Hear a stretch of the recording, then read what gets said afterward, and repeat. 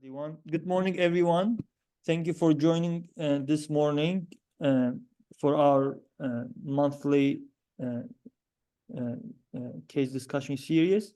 We have a wonderful speaker today, so many people's mentor, Dr. Cataland. He has been in the field so many years and has been a big advocate of classical hematology. And so he did his residency and medical school at Ohio State, and then he did his fellowship at the University of Chicago, and then he's been serving at the Division of Hematology and as a director of benign hematology at Ohio State.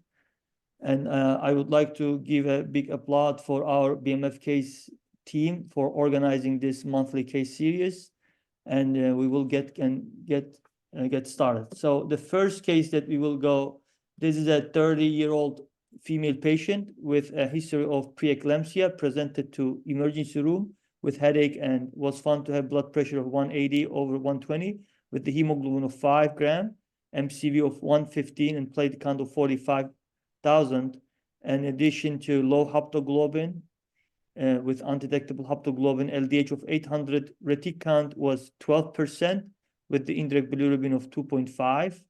His coag lab, including PT, PTTD, dimer fibrinogen, were all unremarkable, and peripheral smear showed significant schistocytes, as you can see on the slide here.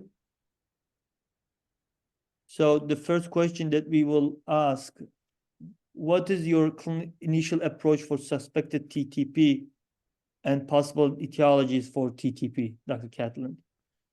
Very good. Thank you, Taha.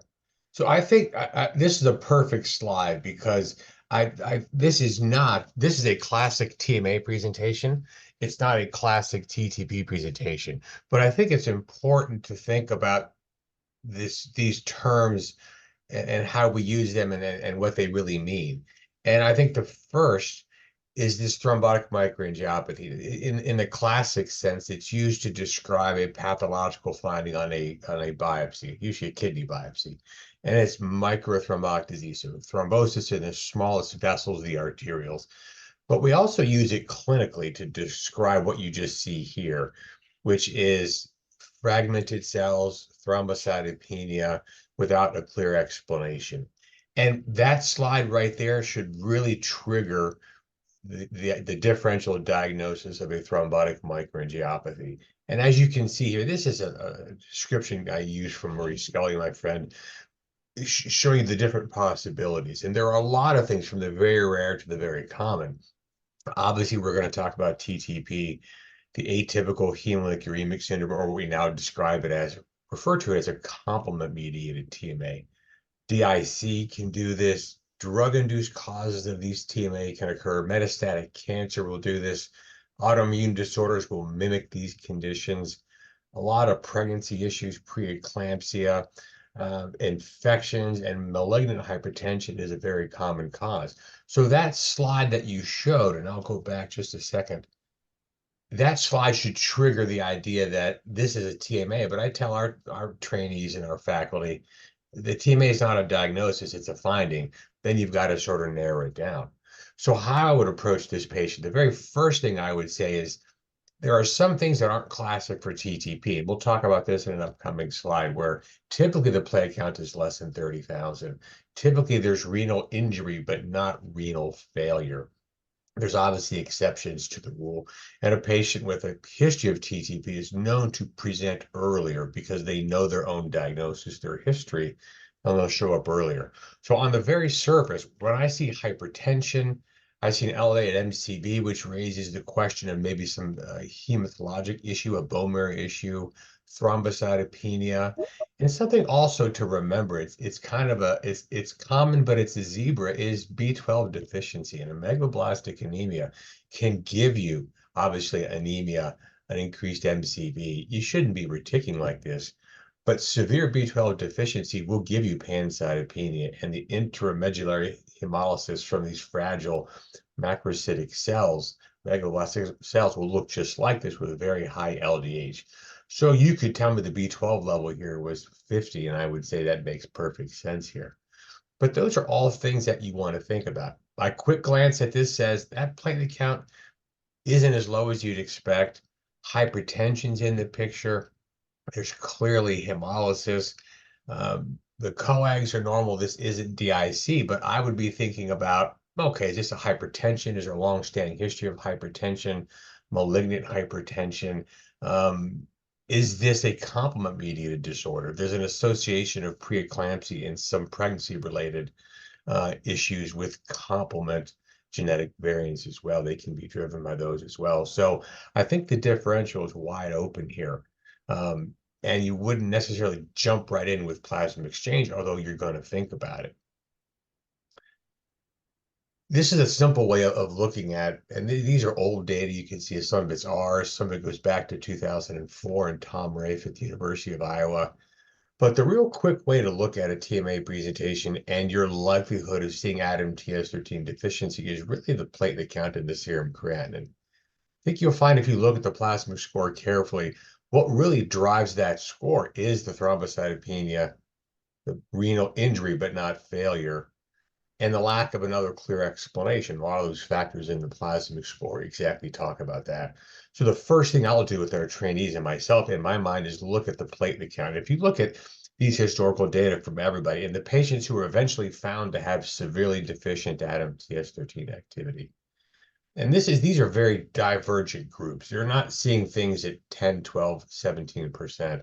So whatever threshold you're using, it doesn't really matter.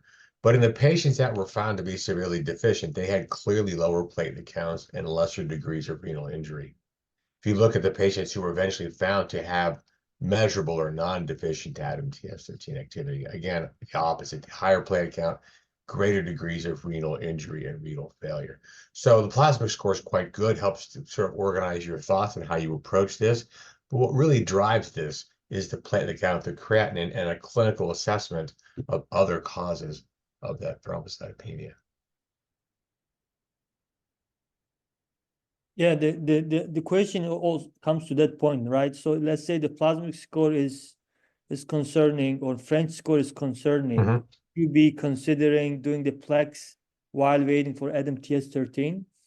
Yeah, that's an excellent point. That's really what the plasma score is for. It predicts the likelihood of severely deficient ADAMTS13 activity. So technically that is TTP, but it really doesn't predict TTP. It predicts severe deficiency. And obviously TTP is the TMA that's driven by severely deficient ADAMTS13 activity. So that's where you want to do plasma exchange. So you're removing an antibody, adding back protease. So a plasmic score or a quick platelet and creatinine evaluation, that's what's going to tell you in 3 or 4 minutes, do I need to do plasma exchange tonight or do I not? And I think what you'll find is the patient who has creatinine of 10, has a long-standing history of hypertension, a platelet count of 80, that's going to have a lower plasma score. You have other potential explanations. In those situations, you might just do blood pressure control and monitor the hemolysis and look for other etiologies. So you don't want to not do plasma exchange when it's clinically necessary, but you also have to be careful putting in a deep line, exposing someone to donor plasma. You can have reactions to that as well. So you really just want to know who needs plasma exchange in that first 24 to 48 hours and who doesn't while you await your ADAMTS13 result. This plasma score is quite helpful, but it's not a replacement for that ADAMTS13 testing. Okay, great. So let's say the patient got the exchanged, right? And ADAMTS the following day came back 5%, and antibody is not going to come back right after, but antibody eventually came back as a 30 Bethesda unit. So you confirm the diagnosis of TTP. What will be your treatment approach for treatment naive patients? Yep, that's a very good question. And I think also the other thing you're going to use to confirm this diagnosis is the response to plasma exchange therapy. So after that first exchange, you're not going to fix things. These are typically IgG antibodies, so wildly dispersed in the extravascular space. So they're not going to get better with one exchange, but they should improve. And you're going to be physically removing LDH because you're taking out patient plasma and putting in donor plasma, which should have normal or non-elevated levels. So what you're looking for is a decrease in the LDH and a stabilization, maybe an increase in the platelet count. So that's also going to be a clue that this is likely a TTP case. But when we talk about treating TTP, what are we trying to do? And kind of to make it simple, there's some simple milestones that we use here. And the first is we want to sort of affect or induce a clinical response to the disease. Obviously, this disease is driven by the formation of microthrombi, and it's the thrombocytopenia that we see, the hemolysis markers, and the LGH is a marker more of tissue injury than hemolysis, but it will take care of both. But when we see those being abnormal, when they are corrected and normal, we use it as a surrogate marker for no new ongoing microthrombotic disease being formed. So the first goal we have is to correct the platelet count and normalize or have a normal LDH, which along the way should also help with end organ recovery. Both short-term, what we're talking about, mental status changes, kidney injury, but also some longer-term issues that we might talk about later. So I tell patients the first thing we want to do is correct these defects with the plasma exchange, and we'll talk about immune suppressive therapy and other measures. The next important milestone, once you correct that platelet count, is the ability to, if you will, stop therapy and not have an early recurrence of your disease. This term exacerbation has now been formalized by the International Working Group, and it refers to the recurrence, and the terminology is important, so we all in the field are talking about the same things. An exacerbation is a recurrence of TTP, or the need to restart plasma exchange within the first 30 days after stopping plasma exchange. And you'll see the new treatments, caplacizumab and recombinant datum TS13, have evolved the change in our definitions to now be the need to restart plasma exchange within the first 30 days of stopping plasma exchange or the last anti-BWF therapy. And I'll show you why that's important when we talk about some caplacizumab data. So this is a very real phenomenon. These are patients who have left the hospital, and within 2 weeks, they're more common to occur. And these are patients who have to come back in the hospital, restart plasma exchange therapy, and it's a real problem. You're just as likely to have complications with an exacerbation than you are with the initial diagnosis and treatment. These terms were defined originally to separate what is a new distinct episode or a relapse from a continuation of the previous episode. So the achievement of a normal platelet count we refer to as a clinical response. If you get past this exacerbation time period and you don't have it, so 30 days after the last plasma exchange or anti-VEGF treatment, and you stay in remission with a normal platelet count, we call that a clinical remission. After that point, if disease recurs, we refer to it as a relapse. An exacerbation is a continuation of the prior episode. So it's important that we use those terms sort of correctly so we're all talking about the same things. We've all kind of done that in the field. So this is the updated definition that I talked about. But it's important to understand why things happen and why things don't happen.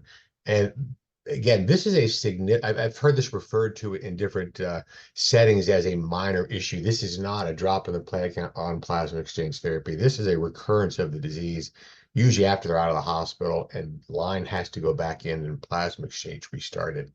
Most commonly, it's going to occur in the first 2 weeks. And it makes sense why that happens.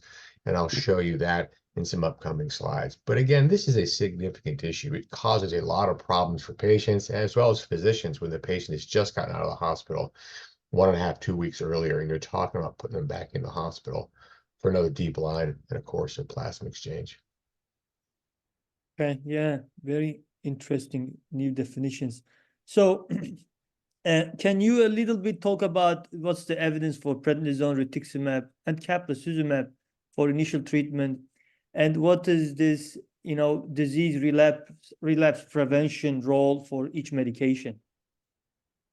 Very good question. So I think what you have to do is look at the available data and understand what endpoints we're talking about. And then you'll understand why things work and why they don't work. Now let's go to the first slide. Now it's going to sound funny, but there are very little data regarding steroids and their effect on the ADAM TS13 activity. They've been presumed to be effective going back to Dr. Bell's initial work, where a cohort of patients were treated with a TTP-like picture with just steroids. So the presumption is that they work by suppressing anti-ADAM TS13 antibody production, which then enables the recovery of the normal ADAM TS13 protease functional activity. But again, there are very few data that show this works. And this was a study we did, doesn't seem that long ago, but I guess it's been about 7 or 8 years ago, where we were comparing, doing some initial work with, in addition to plasma exchange, studying cyclosporin or prednisone as an adjunct to plasma exchange. We knew plasma exchange alone was not affecting exacerbations. We did this study to try to impact exacerbations because it has been and continued to be a significant issue. So if you look at the measures we did, so this is, and if you want to, you can ignore the cyclosporin, and we can talk about it later if you want to. But in the blue line, you see the prednisone-treated patients. And the top panel, you see the concentration of the anti-ADAM TS13 antibodies. And below, you have the ADAM TS13 activity. Now, it's important to focus on these time points. This is obviously pre-treatment. This is before the first plasma exchange. And everybody's got severely deficient ADAM TS13 activity. But week 1, 2, 3, and 4 refer to the 4 weeks. So this is covering the 30-day exacerbation time period after the last plasma exchange therapy. So what you've got is usually 7 to 10, 12 days that they're in the hospital. This is 5 to 7 days after their discharge. So it's going to be usually at least 2 weeks from when they started their therapy. But what you can see is you're getting at least 1 to 2 and 3 weeks after discharge from the hospital before you start to see the majority of patients achieve ADAM TS13 activity over 20%. So it makes sense that in this window where exacerbations are more likely to occur, they're likely being driven by the failure to recover your ADAM TS13 activity. You just needed more time to do it. So the conclusion from this study was the steroids and cyclosporin were effective both in reducing antibody concentrations and improving the ADAM TS13 activity. Neither did it quick enough to improve the exacerbation rates, and that's what we saw in the study. There was no difference. Rituximab, obviously, you're all very familiar with rituximab. It's an anti-CD20 antibody, and it was first used in refractory TTP, eventually moved into upfront. We now use it as a preemptive therapy, but you've got to focus on what it's doing. And does it improve these exacerbations? And the honest answer is no, it doesn't. And if you look at these data from Marie Scully, that'll make more sense to you.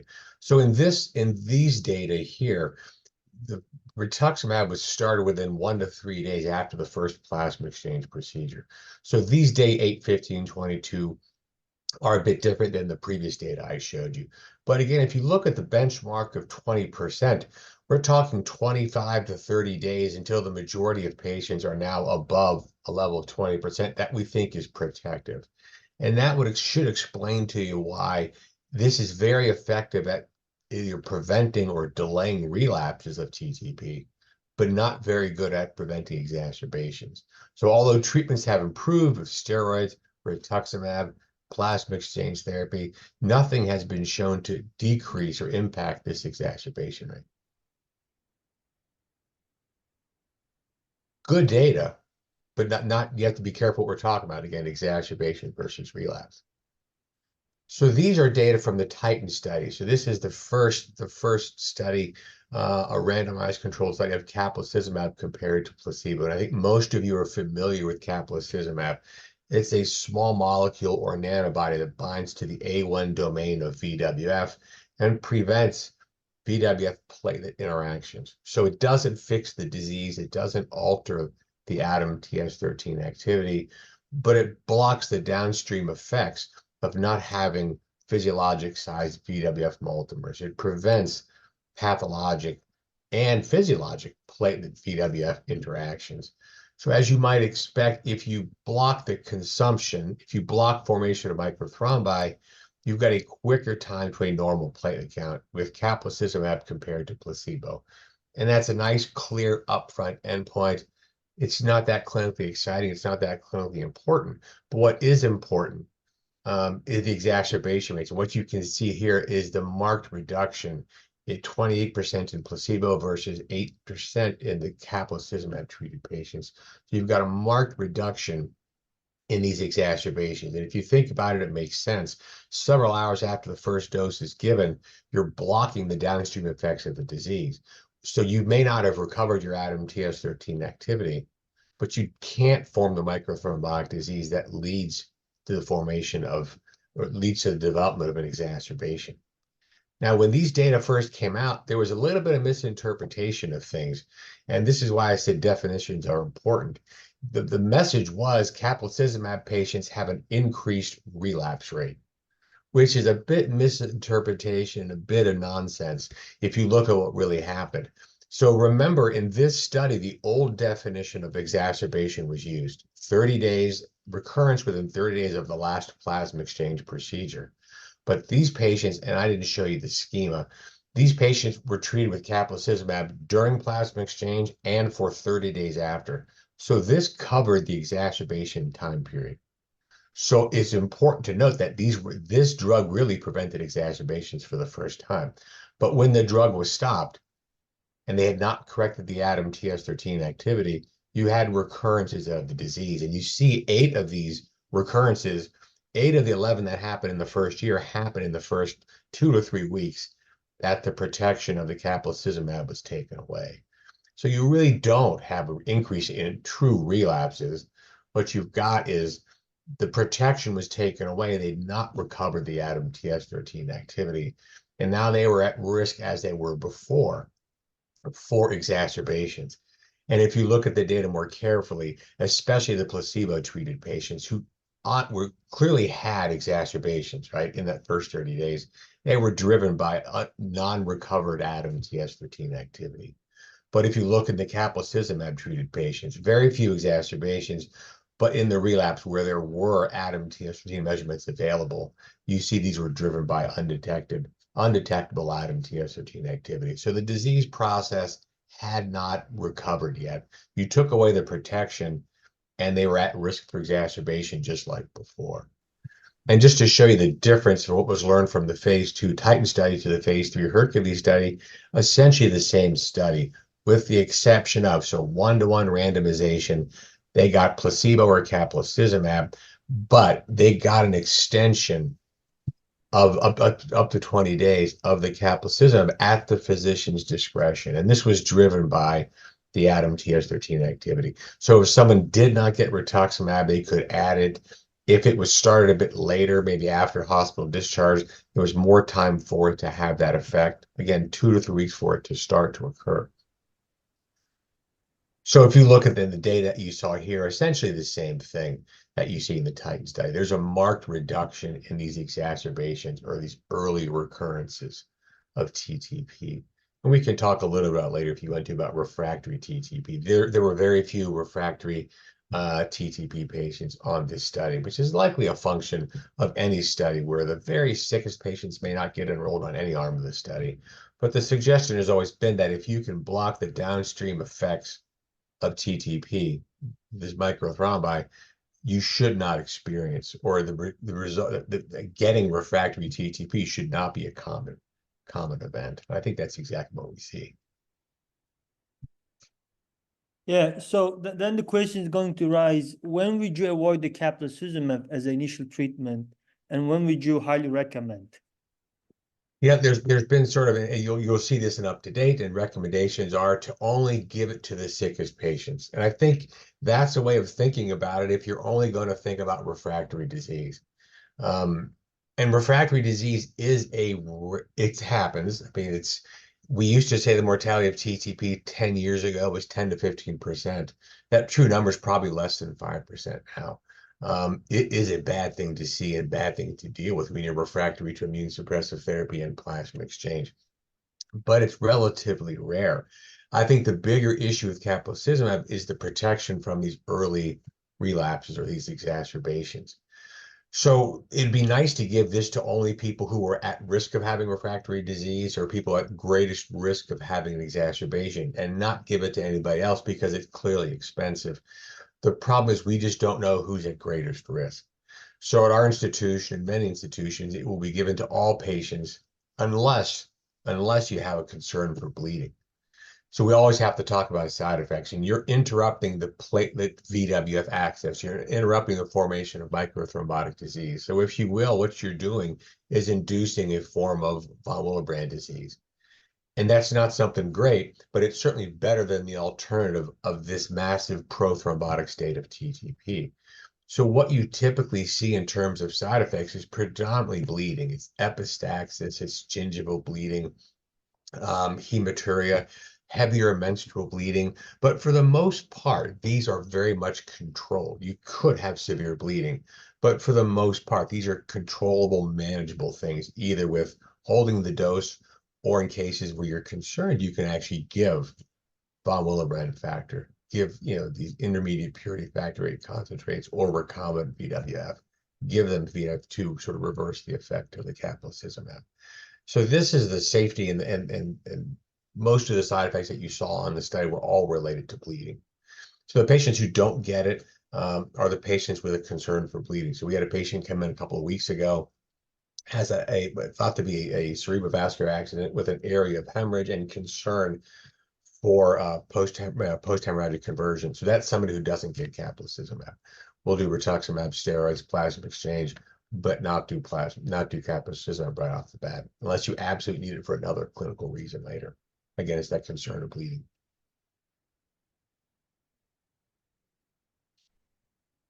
Yeah, I think you did answer this question. Maybe a little bit on side question I should postulate here.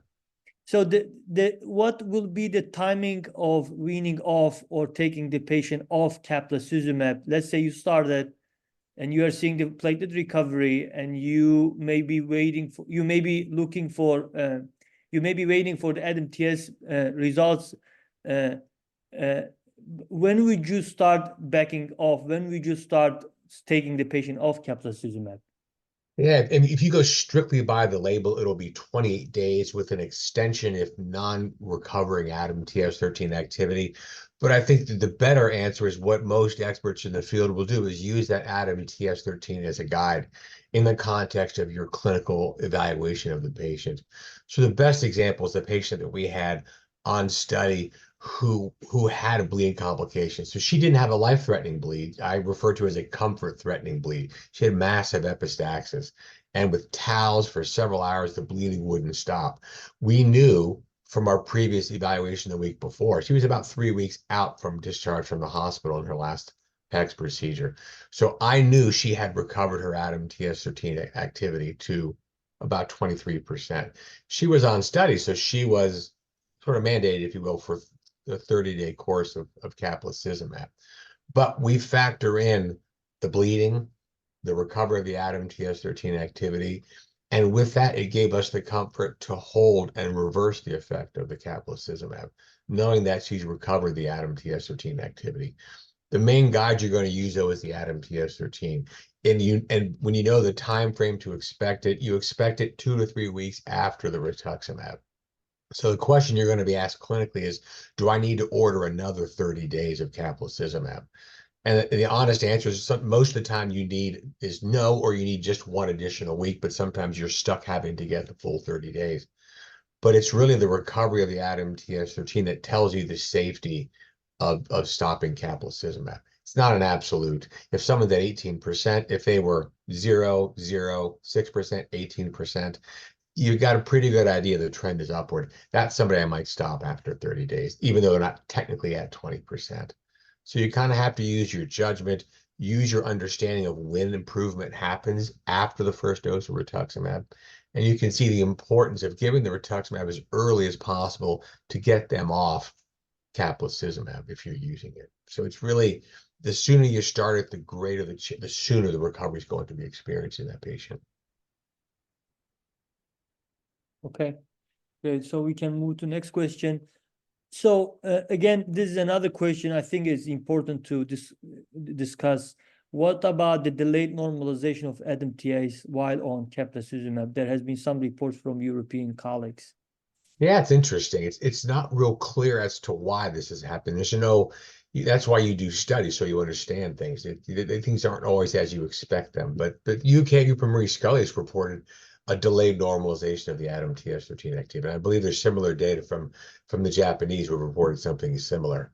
But I think one we always have to understand that everybody's population isn't the same. There are now emerging data from our US TMA consortium that show there are sort of racial differences in responses to rituximab. There are differences, it looks like, in subsequent course of rituximab. Your duration of response may be shorter with each course. I think, as with most treatments, when it first comes out, it's effective for everybody.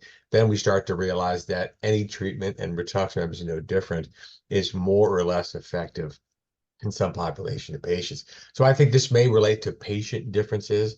Our populations here in the US are more Black than white, and it's a different sort of animal in terms of disease than you'll see in a European population, where their population is more of an Afro-Caribbean population. So a bit different. So you have to be careful. These data here that I'm showing you are from the Capo 500 abstract that was presented at ASH this year by Paul Capo. And this was a remarkable effort to address a lot of questions in TTP. And this was done by pulling in a lot of the investigators, all of the investigators from this voluntary international working group that's been together for about 10 years and led by Marie Scully. And everybody was asked to contribute their Kappa-treated cases from their registry.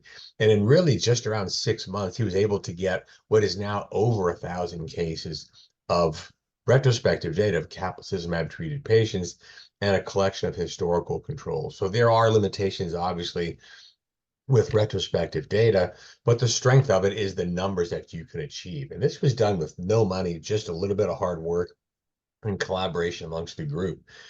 But if you look at the bottom, you kind of see, you sort of see on a larger scale what you got from the Titan and Hercules studies.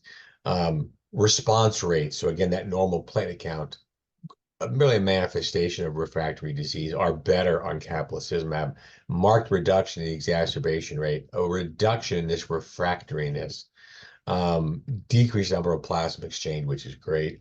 But here's also, if you look at the time to ADAMTS13 activity, over 20%. Now, again, this can be sampling error, frequency of sampling, and much of these issues may relate to more ADAMTS13 testing in people who are on caplacizumab, where it wasn't done as reliably before. But you can see there was really no difference in the time of recovery of the ADAMTS13 activity. So I think the jury is still out on does this affect the recovery of the ADAMTS13 activity, or is there another reason for it? But there's conflicting data on this, so I think the best answer is it's more complicated than we think. Okay. So then when would you be considering the refractoriness versus the exacerbation in terms of the terminology? Yep, and I stuck this picture back here of this slide so we can remember what we're talking about. Exacerbation is a recurrence of the disease, usually after they've left the hospital and the line is removed. Refractory TTP is sort of interesting. People will say it's not easy to define it, but you know it when you see it. Typically, it's somebody on plasma exchange therapy with immune suppressive therapy that over 3 days or 5 days fails to double the platelet count. You don't see an improvement in the LDH.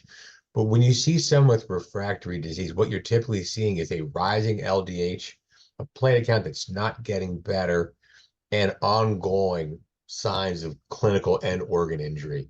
That can be worse than kidney disease, but more commonly it's mental status changes. If you check troponin in these patients, they all leak troponin, but in a refractory patient, you're going to see a progressive rise in that troponin, which is indicative of cardiovascular injury, myocardial injury. And when patients die from TTP, they die from progressive microthrombotic disease, typically and most commonly it's a cardiac death. Not the epicardial vessels, but rather it's the microvascular involvement. So refractoriness is truly a less, and it's hard to judge how common it is, but I judge it in what I see clinically, what we see in our studies, and also the number of questions I get. I answer questions a lot of times on cases with email or cell phone calls.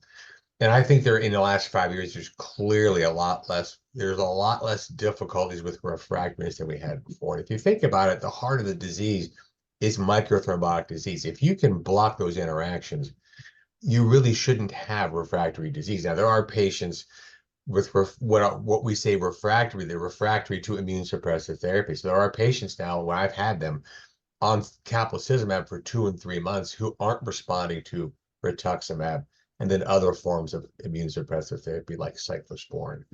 So we're truly refractory, where people die on plasma exchange. I don't think we're going to see very often anymore. That's a horrible thing to see. You're sort of helpless. Um, the new version of refractory may be refractory to immune suppressive therapy, and you're having a hard time stopping caplacizumab safely. And many times you have to stop it before you've recovered the TS13 activity. Is there some sort of magic number, like 3 weeks versus 4 weeks versus 5 weeks if they're not responding? No, truly refractory TTP, again, I said it earlier, but it's hard to define. You'll know it when you see it. It's a scary thing. Usually you're talking 2 or 3 days of a rising LDH and a platelet count not getting better and organ injury. So, and this is not typically going to go on for very long. Over several days, you're going to have progressive injury. The best way to describe it was scary and informative at the same time was, if you go before caplacizumab, before you had caplacizumab, you had a drug called Archimix 1779, and it was the predecessor to the A1 domain blocking drugs. And this was a drug originally developed to block stent restenosis in cardiac disease. It was given as an IV infusion, same idea. It was what called an aptamer, slightly different molecule, but a small piece nucleic acid that blocked the interaction of platelet and BWF. And on the very earliest phase 1 study, we had a patient at Ohio State that was on the Archimix drug, on plasma exchange, steroids, rituximab, and despite that, had a platelet count that wouldn't go up, and the LDH that was slightly rising but never improving. Sort of refractory disease. Because there were only 2 weeks of human data with the FDA, the drug had to be stopped after 14 days of treatment, which kind of frightened us.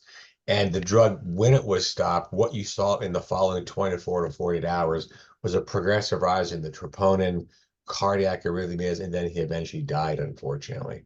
So what you see was the protection of the patient was there. Once that was removed because we were forced to, you saw the unprotected patient, a true refractory disease. And there are patients who, because of the amount or the titer or the avidity of the antibody, we weren't able to keep up with plasma exchange. We talked about twice-day plasma exchange, giving gram of Cytoxan, but the truly refractory cases, we were sort of helpless to fix. Okay, interesting. So then some more practical questions. This comes on service.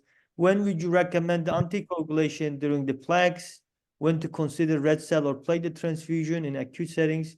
And how do you taper the steroid for TTP? Yeah, it's a good question. So there's some great data from Katarina Pavensky from Canada, who really shows that these patients are at greater risk or equal risk to DVTs as other patients. So you can't get blinded by the thrombocytopenia that you saw initially and alter your clinical judgment of things that you know you need to do. So you still have to protect them from DVTs.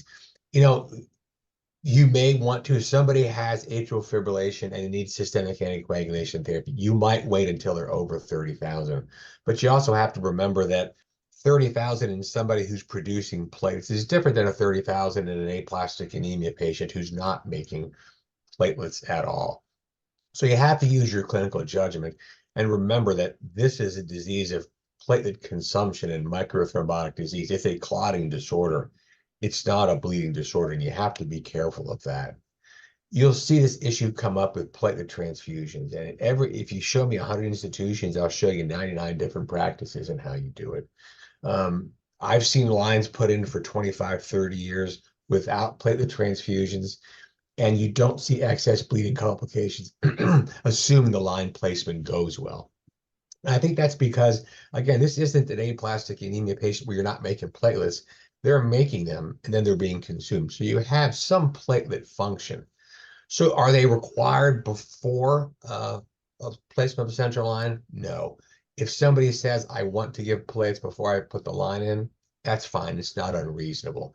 The biggest danger in platelet transfusions in TTP is not necessarily, and this has gone back and forth in the literature. The biggest danger is that if you don't know what you're doing, meaning if you are just blindly transfusing platelets for a thrombocytopenic patient and you've not considered TTP as an etiology, it sort of highlights that you don't know what you're doing, meaning it highlights that you weren't really thinking about TTP. You were just blindly giving platelets. It wasn't the platelet count, that the platelet transfusion that was the problem, but it was the lack of recognition that this was TTP. So you didn't do plasma exchange. You just gave platelets. You'll see the report. There are some reports that say that giving platelets with plasma exchange is not an unsafe practice. But I think that just shows you you're treating the disease and you're giving platelets as an adjunct. So giving platelets by itself, is that dangerous? No, I don't think so. Most people will tell you no. But is delaying plasma exchange because you were just kind of knee-jerking giving platelets, that can be a bit dangerous. So it highlights that maybe you weren't focused on the true, differential diagnosis and what you should be worried about more than anything else. How about the steroid tapering?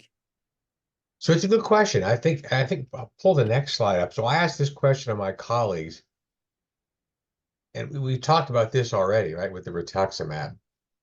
Right. And if you look back at the time to recover the platelet counts, I'm sorry, the ADAM-TS activity in the steroid-treated patients, it's really, and I should mention, these are patients, this was with plasma exchange. If you look at Marie Scully's data, these were also with steroids as well in nearly all patients. So I asked the question of my colleagues, do you really need steroids if you're giving somebody very early rituximab? Because you're really accomplishing the same thing. And I've had patients who have relapsed disease who have refused steroids. And I don't argue with them too much as long as we're giving them rituximab. So my practice with the tapering the steroids is as quickly as you can and very quickly after you start the first dose of rituximab. So once you give that first dose of rituximab, you start the clock of 2 to 3 weeks to recovery of that ADAM-TS13 till it begins. So I'll usually taper steroids in the first 4 weeks or even sooner, and I get much more aggressive after we start the rituximab. And that begs the question, do you need steroids if you're giving somebody rituximab? And that's a good question that we still have to answer. Okay. So how do you approach for TTP relapses? So that's another good question, Taha. And again, I like to go back to if you know why you're doing something or not doing something, it makes more sense. So we looked at this a couple of years ago, more than a couple of years ago. This is work from Ming Jin when she was working in our lab. And we looked at the modeling that we were doing. So going back to 2005, we would monitor the ADAM-TS13 activity every 3 months. So the modeling you have here is what is the risk of relapse with a given ADAM-TS13 activity over the next 3 months. Then the next 3 months starts a new time block. And what you see on the left, and again, these are all patients in remission more than 3 months out from the last TTP episode. And what you see is the lower the ADAM-TS13 activity, the greater the probability of relapse over the next 3 months. But if you look carefully, this number is not so great, only 10% over the next 3 months. But when you break this down by age, what you see is the younger you are, the risk of relapse seems to be greater. So approaching 30, 40, and 50% in the next 3 months in the younger patients. This should tell you that the ADAM-TS13 activity is our strongest risk factor, but there are other factors involved, age, and some other things that may play into this as well. So we'll monitor patients every 3 months for the ADAM-TS13 activity. And when it starts to drop close to, when it's trending downward or below 20%, we'll talk about preemptive rituximab therapy. And that's really how the field has been going. It's the upfront use of rituximab, but the greatest impact has been based on data from Paul Campo, you see here from the French group and Marie Scully's group, is the use of preemptive rituximab. So you're in remission treating the ADAM-TS13 deficiency. If you go back and look at these international working group definitions, we've accounted for these same phenomenon. So there's clinical response, clinical relapse. There's now ADAM-TS13 remission, ADAM-TS13 partial remission. To account for those are patients that you might be doing additional immune suppressive therapy on. So in this case, these French data, they compare their preemptive therapy. So every 3-month monitoring, when below 20%, for the most part, again, these are all retrospective data, but when below 20%, they would treat preemptively. You can see a significant improvement in the relapse-free survival. These are historical data and retrospective look at it. So it's a bit tougher that way, but it's a rare disease and it's the best thing that you've got. So there's no question. I don't know if rituximab prevents relapse of TTP, but it certainly can delay it. So the disease has really moved in remission to preemptively treating them to prevent relapse of disease. And I think it's not perfect, but it's very realistic to say that we can prevent most relapses of TTP. The bigger issues now are the development of these long-term complications, a shortened survival in people with a history of TTP. And it seems to be that survival difference is driven by cardiovascular complications that occur in these patients that may be independent of the ADAMTS13 activity. Okay, great. I think this is the last question before we will ask the audience to postulate their questions. What do you think about this recombinant ADAMTS13? Yeah, that's a good question. There are data that will be published very soon. It's been presented at the European Hematology Association, EHA, a couple of years ago. And the idea is, and this goes back to Fritz Schiffinger's work in the early 2000s, where you can overcome an inhibitor with a very large dose of ADAMTS13, either by overwhelming it, binding it, or chelating these inhibitors. And on the surface, it seems to be a reasonable approach and has led to actually 2 ongoing studies. One is the use of caplacizumab without plasma exchange, and an ongoing study of recombinant ADAMTS13 without plasma exchange. Both studies are similar in that the physicians have the option of adding plasma exchange if they feel clinically it's necessary. But the endpoints on both studies are the need to do that. And so far, they're very early on. Both are accruing well. And I think in the next 1 to 2 years, we're going to get an answer about this. And I think it's going to be an interesting answer that tells us plasma exchange may not be essential for the treatment of TTP in the future. Yeah, very near future. Thank you, Or Dr. needed. Yeah, it might not be needed anymore, which might be nice, right? To go from the less specific to the more specific treatment. So Yeah, much less invasive. So I think we are done. Thank you, Dr. Cataland. This was a phenomenal talk today, and I hope everyone enjoyed. And if you have any question to Dr. Cataland, please reach out to me or reach out to him directly. yeah, let me know. Happy to help. Thanks for the invitation, Taha. I really appreciate it. Have a wonderful Great meeting. day and weekend.